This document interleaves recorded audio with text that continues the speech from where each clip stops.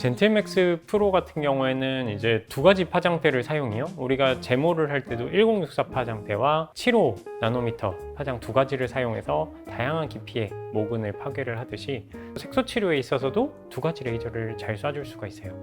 젠틀맥스로 치료를 할 때 가장 좋은 점은 레이저 빔 퀄리티죠. 제모라는 아주 강력한 치료도 안정적으로 해낼 수 있는 장비이기 때문에 색소 치료 같은 부드러운 치료는 굉장히 수월하게 해낼 수 있는 장비에 속합니다. 그리고 이제 파장대가 다르다는 것은 우리가 타겟으로 할 수 있는 색소가 좀 다르다는 거거든요.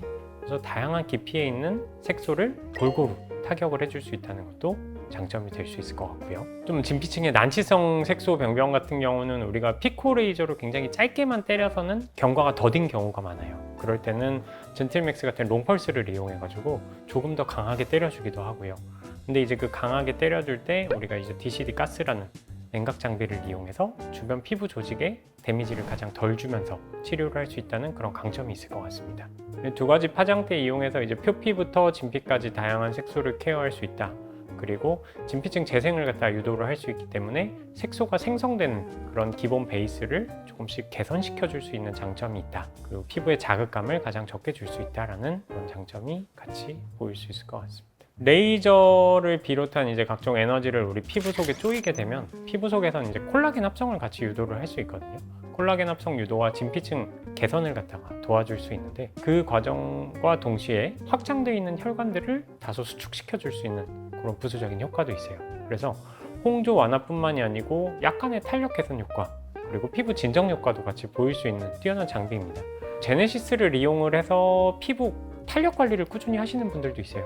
제가 지금까지 들어본 거로는 한 15년 정도 꾸준히 제네시스만 하신 분이 있어요. 굉장히 오래된 레이저 기법이거든요. 제네시스로 탄력 관리 그리고 진피층 재생 두 가지 효과를 같이 얻으면서 우리 홍조를 완화시키면서 색소에도 다양한 효과를 보일 수 있는 좋은 레이저 기법이라고 보시면 됩니다. 나온 지는 되게 오래됐어요. 오래됐는데 장비들이 이제 갈수록 개선이 되고 안정성이 높아지면서 예전에는 이제 뭐 큐스위치 엔디아그를 이용해서 토닝 장비를 이용해서 약간 제네시스 비슷한 효과를 내주기도 했지만 롱펄스 레이저가 이제 보급이 많이 되면서 환자분들이 조금 더 제대로 된 제네시스 기법을 받으실 수 있게 됐어요. 큐스위치 엔디아그로 하는 제네시스 시술과 롱펄스 레이저로 하는 제네시스 시술은 차이가 좀 커요.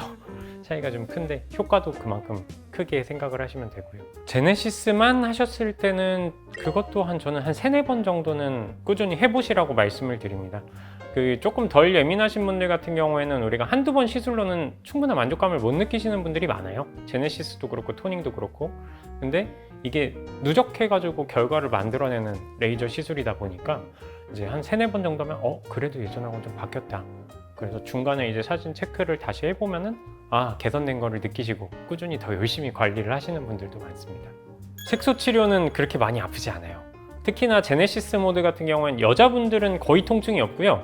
남자분들은 조금 따끔따끔합니다. 그 이유가 젠틀맥스도 일단 기본적으로 롱펄스이기 때문에 남자분들 그 굵은 수염에 약간의 반응을 해요. 수염이 많으신 분들은 제네시스 레이저를 할 때도 약간 따끔따끔한 느낌을 느끼실 수 있고요.